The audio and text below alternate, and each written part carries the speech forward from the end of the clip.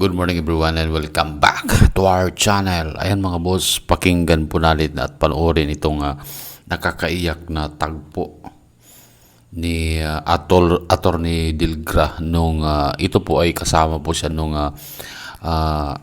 itinakas nila si dating Pangulong Rodrigo Roa Duterte. Ayan, dun sa Villamor Airbase. So ngayon mga boss, bago natin panoorin, please paki-subscribe o paki-pindot naman yung subscribe button natin dyan sa baba. Ayan, para mas lumawak yung mararating na mga video natin. At ngayon mga boss, ito na panoorin na po natin at bigyan natin ng reaction at opinion. Mapaalala po sa inyo kung gaano katapang ang ating panauhin po ngayon. Tingnan po natin dito sa screen.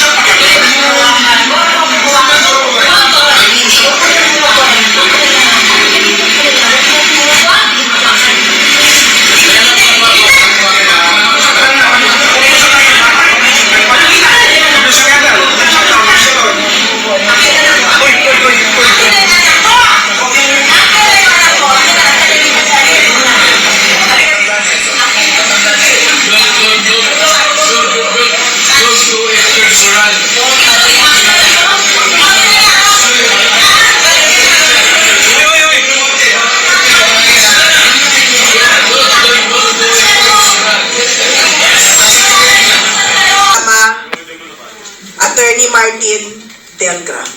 Ating nung palakpakan.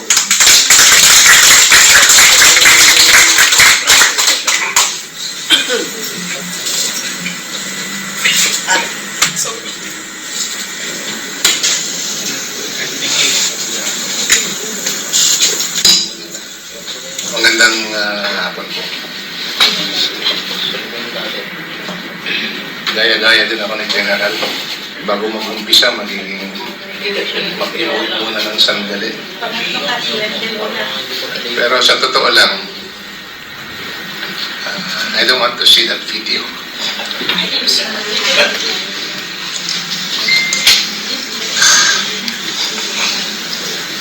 Nakakagalit.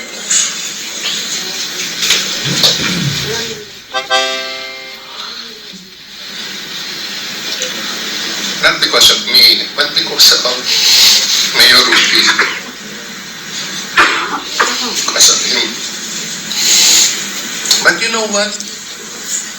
I watched that video again, and I was trying to recall that almost everyone was up to their feet. Tumataas yung boses. Makita naman kung sino yung tumataas ang boses. Lahat na. Pati na rin ako siguro. But I'd like to put that in context. No? I have to hold my ground because some people were telling me bakit hindi ko raw pinalikan or anong ginawa ko kay General Torre. But you know what? Ano ko lang ito? Pinag-isipan ko lang yun na I need to hold my ground because I need to protect the President on my side with E.S. Migueldea on the other side. Kasi mas patanda si E.S. Migueldea nung sinita siya, hindi talaga niya mapigilan kaya napusasan si E.S. Migueldea. But I like to go back to my observation once I was looking at that video, that particular video. And you try to watch that video again in your own time. And try to see that whole stretch of about siguro mga 3 to 5 minutes. Okay? And then try to see who was the most calm in that video. Sino? Tatay Diggs. Si Tatay. Si PRD. Si Mayor Ruby. He was just there, sitting. Hinihila na ako. Nagagalit na si Kitty. Tumataas na yung boses ni Anilet. Everyone was up to his feet. By the orders of General Torre, the police at the back were already about to gang up on us. But the man was sitting like this and looking around, not saying a word. And yet, siya yung focus nung araw na yan. Hindi lang siya yung focus, siya yung objective ng BBM administration at ng mga kapulisan who carried out the orders. But he was the most calm person in the room. And he was just looking around. And the only time he said something was, Hanelet was already raising her voice. But he was not addressing Hanelet. He was addressing the policewoman who was holding the hand of Hanelet, or the arm of Hanelet. He was saying, huwag mo na lang hawakan, huwag mo na lang hawakan. So makita mo, yung tao, matandaan na, 80 years old, but still with a very sharp mind. At least at the time, 8 months ago. And when I heard the news that he has difficulty having to stand trial, and that really brought me down. Everyone. Not only my family, but everyone. And I hope and pray that God will grant him the grace of good health, sustain him psychologically, emotionally, as we go through this, as he goes through this with everyone of us praying for him, supporting him, rallying for him, and everything that we need to do to bring him home. I'd like to divert a little bit with Colonel having to say something about yung mga nasa AFP at saka PNP. And I would like to affirm, I can say this, I'd like to affirm that there's so much support in the organization. At manggagaling yan doon sa tao. In one of those conversations, I've seen the man up close and I've seen the man from a distance. Kung ano yung makita nyo, ano yung marinig nyo, ganun din siya pagkatabi mo siya. Walang plastikan, walang pagbabago. Okay? One time, he mentioned about not necessarily the exact words, but basically what he said was, yung trabaho ng isang tao na yung trabaho niya ay magpakamatay sa bayan, saludo ako. And he was referring to the AFP, yung mga kasundaluhan at mga pulis.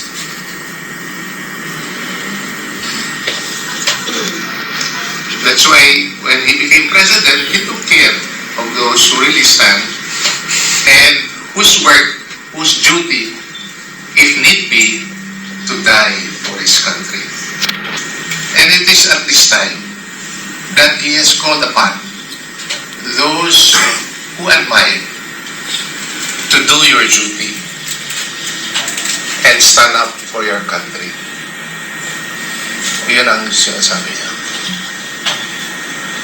Having said that, kahapon I flew in from Davao. And I was surprised there. Alam ko na marami akong nakakausap ng mga retired military officers and enlisted men. From time to time, in fact, magte-text, mga ganun. Pero, I was surprised that yesterday, in the airport, a person came to me and asked me, ikaw ba yung abogado ni PRRD? Sabi ko, opo, isa po sa mga abogado. Gusto niya magpa-selfie and I have to oblige. So nagpa-selfie.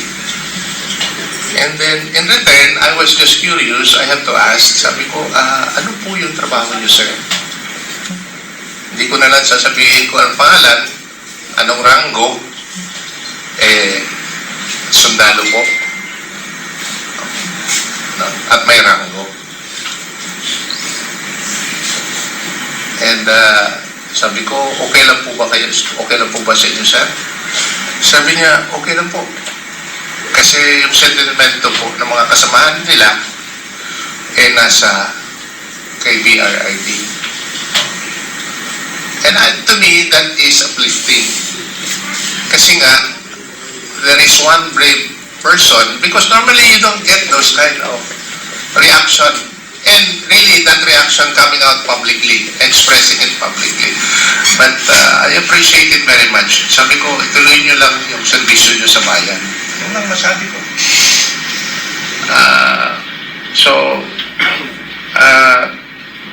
And bumalik sa isip ko, yung sinabi ni PRD, kung yung trabaho ng isang tao magpakamatay, it will be para sa bayan. Saludo ako. Kaya mataas ang respeto niya sa mga kasundaluhan at sa mga kapulisan. However, as in all things and in all statements, at sa lahat ng mga sinasabi niya, at the end of the day, he would always say, I take full legal responsibility sa mga ginawa ng panahon ng panunungkulan niya. Hindi niya inatrasan yan. And that's the reason why he's there. And for those who love him, for those who have benefited from from the work that he has done in government, collectively, not singularly, but collectively, kasi hindi naman niya kaya yan pag walang suporta sa mga tao. Hindi talaga mangyayari. You know, yung mga mabuti, magaganda, magagaling na nangyari sa panahon ng administrasyon niya. Segue lang ako ng konti sa isang bagay para sa bayan. Hanggang ngayon, iniisip ko lang talaga kung merong isang proyekto na pwede mong i-accredit o credit sa administrasyong ito. Think of one project. Yung malalaki yung malalaki. Kahit na saan kayo galing. Siyempre, yung project na alam natin, blew before our very face, before us, yung flood control. Yun ang problema. Pero think of a project na talagang napakinabangan or ginagawa na mapakinabangan ng taong bayan. Na ginawa, na iplano, o na nasimulan ng administrasyong ito. Kayo na po ang sumagot kung meron man. Pero sir, Ano po? magnanakaw yung ginawa. Ayun ang problema. Kasi po, hindi yung proyekto. Nasa tao talaga yan kung gustong magnakaw. Talagang papasukin talaga yung bahay niyo. Kung gusto talaga magnakaw. Yun ang problema. No? But I'd like to make a disclaimer, I'm not a lawyer in the defense team dun sa Hague. Nakikiusap lang ako kung ano yung pwedeng maitulong natin doon sa legal team. Yun lang po ang paminsan-minsan ginagawa natin. But other than that po, dito po tayo focus, like what happened during the election po. Kasama po natin si Atty. Ibet doon sa legal team ng PDP Laban. So, very well appreciated yung effort ng lahat at nagbunga naman na maganda. Although hindi marami, pero talagang yung naipasok natin sa Senado, matindi. Napanood ko nga yung, i-relate ko lang yung nangyari ngayon kay PRD. Napanood ko nga yung budget hearing kino-question ni Senator Marcoleta kung bakit naipasok si Marcos Lacanilaw sa LTO. Ano yung credentials niya? Naiklaro naman ni Senator Marcoleta na baka yung credential mo yung ikaw yung nagdala kay PRRD sa Dahig. The pictures already tell us that he was there. So, I think that's the only plausible reason why he got that post. Although it is not to say na wala siyang pwesto. Dati naman siya sa Philippine Center on Transnational Crime. May pwesto siya. Siguro mas malaki yung sa LTO kasi mas malaki yung organisasyon. Hindi ko na lang isipin na mas malaki yung sinasabi mo kanina, Sen. Basta malaki. Pero whatever is the case, I think there is a question of credibility insofar as the leadership of the Land Transportation Office is concerned today. So, binibilang na yung minuto, siguro mga 35 minutes, magsisimula na yung hearing. At I was told, I don't know if you can do it live or they can have it live. But yung video po na manggagaling sa ICC, I was told may delay po yan. So siguro yung mga nandun na at nakapagkuha ng slot sa loob ng gallery ng ICC, I don't know if they can also broadcast it live. I mean, not broadcast it live, but report live kung ano talaga ang mangyayari. So let's continue to pray for Mayor Rudy, Pare! for Mayor RD. Ilang po muna, kunin po yun. Han, isara mo.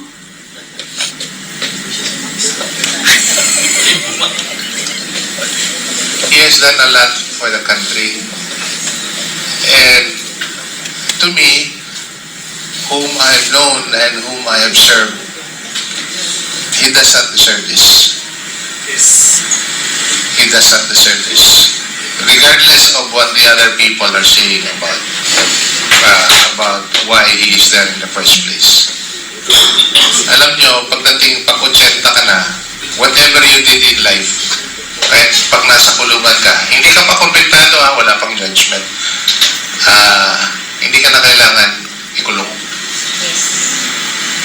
Alam mo nangyari kay the late Juan Ponce Enrile? Diba, hindi siya kinulong.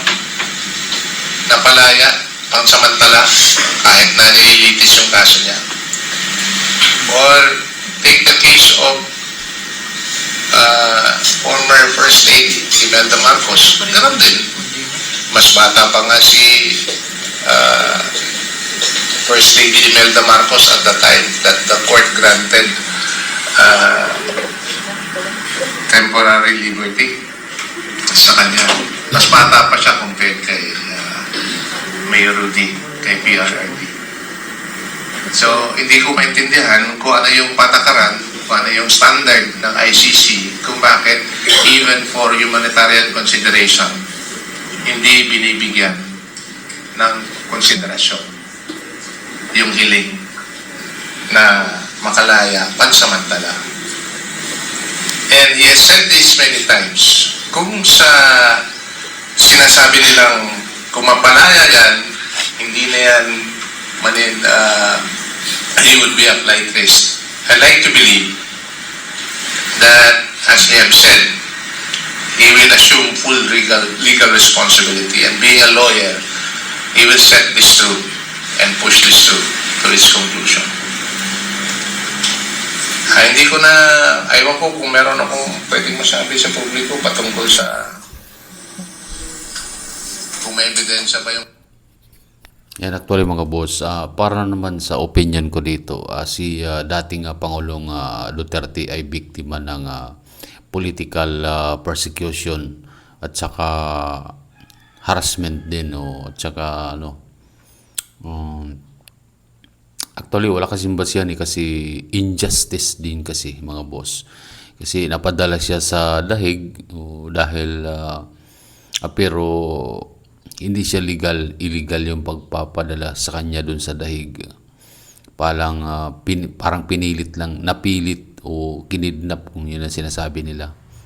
Actually, totoo yun na lumalabas na kinidnap kasi walang legal process ang pagkakapadala sa kanya doon. At dahil sa administrasyon ni Bongbong Marcos, kinidnap siya. Kasi kung ida nila doon sa legal yun, malamang ba may mga proseso kasi yun. At saka maraming pipigilan ng taong bayan yun na mangyari. Kaya lang nung time na yun, talagang na-porsige talaga nila na madala si PRRD doon. Ayan, at nakaplano na. Kumbaga, pinaplano nila talaga. So, ayun mga boss, maraming salamat sa panonood at sa mga hindi pa natin subscriber dyan, ayan, baka naman paki-pindot yung subscribe button dyan sa baba. Ayan, maraming salamat at hanggang sa muli.